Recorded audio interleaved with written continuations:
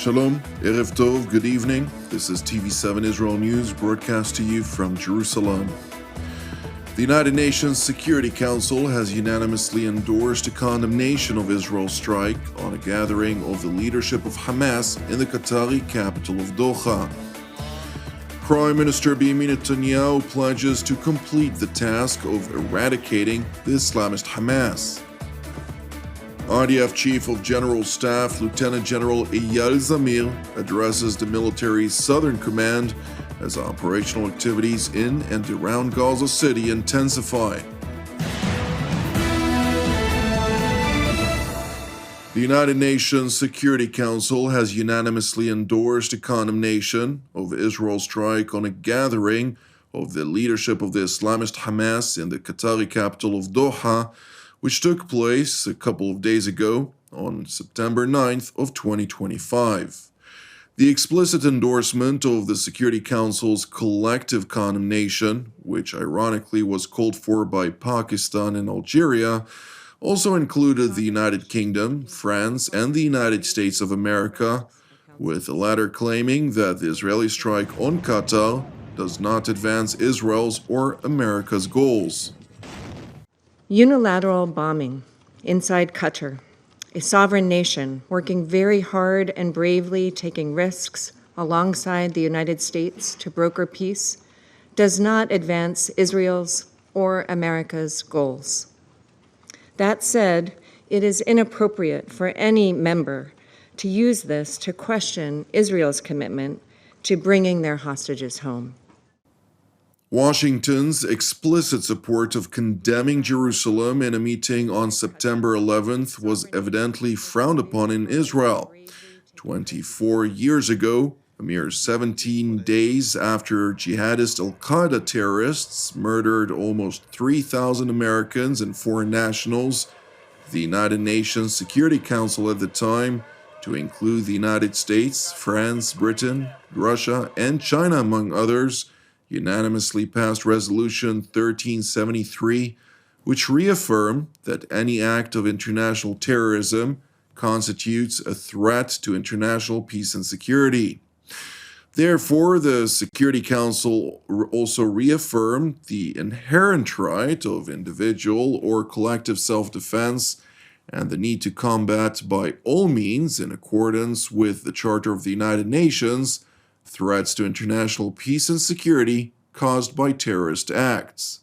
Furthermore, another important paragraph to cite vis-à-vis Israel's legal conduct under international law relates to paragraph 2, section C, which explicitly asserts that all states shall deny safe haven to those who finance, plan, support, or commit terrorist acts, or provide safe havens, which Qatar has been facilitating for the leadership of the Islamist Hamas for over a decade now, and it has repeatedly claimed that the Obama administration had requested of it to do so. Meanwhile, during the Security Council meeting last night, Qatari Prime Minister Hamad bin Abdulrahman Al-Thani insisted that his country would continue to mediate between the terror group Hamas and Israel, while claiming further that Doha reserves the right to retaliate against Israel. تؤكد دولة قطر بقيادة حضرة صاحب السمو الشيخ تميم بن حمد الثاني على أنها ستواصل دورها الإنساني والدبلوماسي دون تردد أينما كان هذا الدور طريقا نحو حقن الدماء، لكنها في الوقت ذاته لن تتهاون إزاء أي مس بسيادتها وأمنها، وتحتفظ بحقها المشروع في الرد عبر الوسائل التي يكفلها القانون الدولي. نحن في قطر دعاة سلام لا دعاة حرب، وقد اخترنا السلام منهجا ولن يردعنا عنه دعاة الحرب والدمار. In response to a long charade of anti-Israel sentiments and revisionism of history, present reality, and the principles of international law, Israeli ambassador to the United Nations Dani Danon underscored that the strike was a message for the international community at large and terror-hosting countries in particular. This strike sends a message that should echo across this chamber.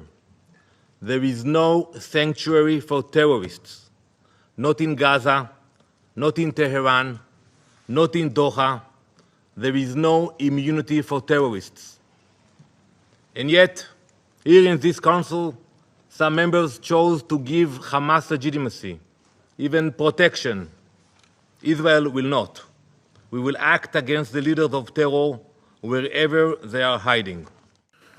Meanwhile, in the city of Ma'ale Adumim, Israeli Prime Minister Benjamin Netanyahu asserted that Israel is changing the face of the Middle East. אנחנו נמצאים עכשיו, כמעט אחרי שנתיים של מלחמה שנכפתה עלינו, ביום הנורא של אותו טבח, של החטיפות, של חטופינו, שאת רובם החזרנו, אבל נשארו אחרים ואנחנו נחזיר את כולם, החללים והחיים גם יחד, אבל הבנו, ואני אמרתי את זה ביום השני של המלחמה, אנחנו נשנה את פני המזרח התיכון. משום שהיה ברור לי שאנחנו לא נלחמים רק במרצחים של החמאס, אנחנו נלחמים באיראן ובציר האיראני שבעצם בא לחנוק אותנו ולהשמיד אותנו. ועשינו זה צעד אחר צעד, צעד אחר צעד. כשאני אומר עשינו את זה יחד. זה לא רק חבריי לממשלה, זה הגיבורים, החיילים שלנו, שנלחמים, זה הגיבורים שנפלו, ועם ישראל שעמד איתן כל הזמן, וכשהקינו את איראן, והרחקנו מעלינו איום קיומי, לא על מאות ולא על אלפים, אלא על מיליוני אזרחי ישראל, ועל כל עתידנו, על חלום הדורות שקדמו לנו, ומימוש החלום של אלה שיבואו אחרינו, הסרנו את האיומים האלה. Prime Minister Benjamin Netanyahu continued by reasserting Jerusalem's uncompromising intention to complete the task of eradicating the Islamist Hamas, both its military and governing capabilities in the Gaza Strip. אנחנו נשלים את המלאכה. מה שהתחיל בעזה יסתיים בעזה. אנחנו נכריע את החמאס.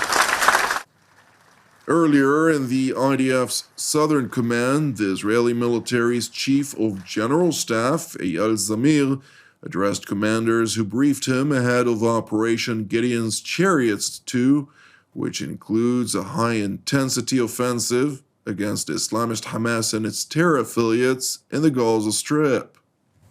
הולכים לשלבים הבאים של מיטוט שלטון החמאס. זה היעד שלנו. אנחנו הולכים למוטט את השלטון הזה. אין משהו שיכול לעצור אותנו מהמשימה הזו. אנחנו רוצים שתי דברים. אנחנו רוצים לשחרר את החטופים שלנו. זו משימה ערכית, זו משימה ראשונה במעלה, קריטית, חיונית, ואנחנו רוצים למוטט את החמאס, זו משימה דורנו. זו המשימה שלנו, בשביל זה כולנו נמצאים פה. ולכן אמרתי לכם, אנחנו גם נתקוף אותם בכל מקום ונרדוף אחריהם בכל מקום. גם ביהודה ושומרון וגם במקומות אחרים שאנחנו ביצענו כולל ב-24 שעות האחרונות. אני מסתכל על כל שינוי מאזן הכוחות במזרח התיכון. מטרות המלחמה הרב-זירתיות הם לנגד העיניים שלי ולנגד העיניים של המטה הכללי. אנחנו כבר כמעט שנתיים למלחמה, אנחנו בשלבים מכריעים. אנחנו מעצבים פה מציאות לדורות, ככה צריך לראות את הדבר הזה.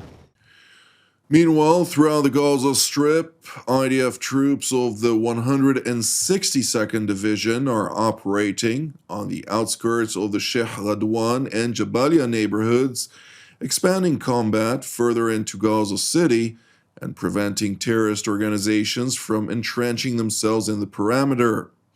According to the IDF spokesperson's unit, the troops are striking military infrastructure used for terrorist purposes, eliminating terrorists and locating and dismantling underground tunnel routes. In tandem, IDF troops from the 401st Armored Brigade located and dismantled an explosive site in Jabalia neighborhood and a weapons storage facility on the outskirts of Gaza City. In addition to terror tunnel routes that were mapped hundreds of meters long, were dismantled on the outskirts of Gaza City as well. In parallel, the IDF spokesperson's unit noted that troops from the Givati Brigade located and dismantled dozens of terrorist infrastructure sites and numerous weapons in the area and eliminated several terrorists, and troops from the 215th Brigade eliminated dozens of terrorists, including the platoon support commander in the Al-Furqan battalion and the head of the Nuhba terrorist squad that infiltrated Israeli territory on October 7th of 2023.